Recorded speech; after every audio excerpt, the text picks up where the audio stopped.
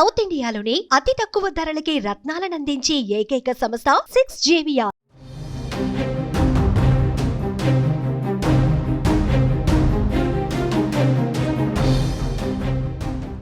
ప్రస్తుతం దేశవ్యాప్తంగా వర్షాలు దంచుకొడుతున్నాయి. దీంతో వాగులు వంకలు పొంగి పొర్లుతున్నాయి.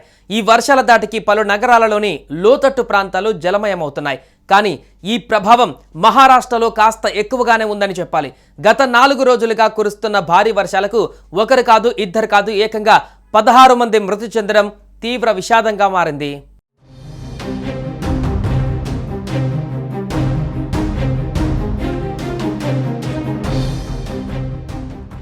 నైరుతి రుతుపవనాల రాకతో పలు రాష్ట్రాలలో వానలు దంచుకొడుతున్నాయి.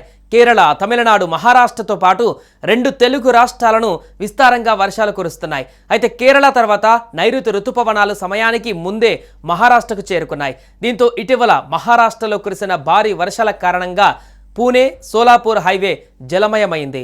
రోడ్లు నదులుగా మారాయి. వరద నీరు ఉధృతంగా ప్రవహించడంతో కార్లు కొట్టుకుపోయాయి.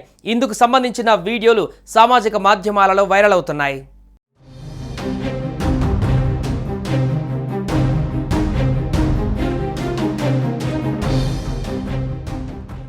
అయితే ఈ వర్ష భీభత్సానికి మహారాష్ట్రలో భారీగా ఆస్తి నష్టంతో పాటు ప్రాణ నష్టం కూడా సంభవించింది. గత 4-5 రోజులుగా కురుస్తున్న ఈ వర్షాలకు ఒకరు కాదు ఇద్దరు కాదు ఏకంగా 16 మంది మృతి చెందారని అక్కడి అధికారులు వెల్లడించారు.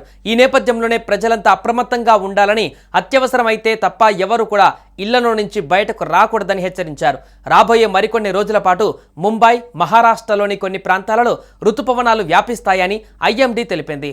మధ్య అరేబియా సముద్రం, కర్ణాటక, ఆంధ్రప్రదేశ్లోని కొన్ని ప్రాంతాలు, తమిళనాడులోని మిగిలిన ప్రాంతాలు, పశ్చిమ మధ్య ఉత్తర బంగాళాఖాతం, ఈశాన్య రాష్ట్రాలలోని మరికొన్ని ప్రాంతాలకు రుతుపవనాలు విస్తరించడానికి పరిస్థితులు అనుకూలంగా ఉన్నాయని వాతావరణ శాఖ అధికారులు తెలిపారు.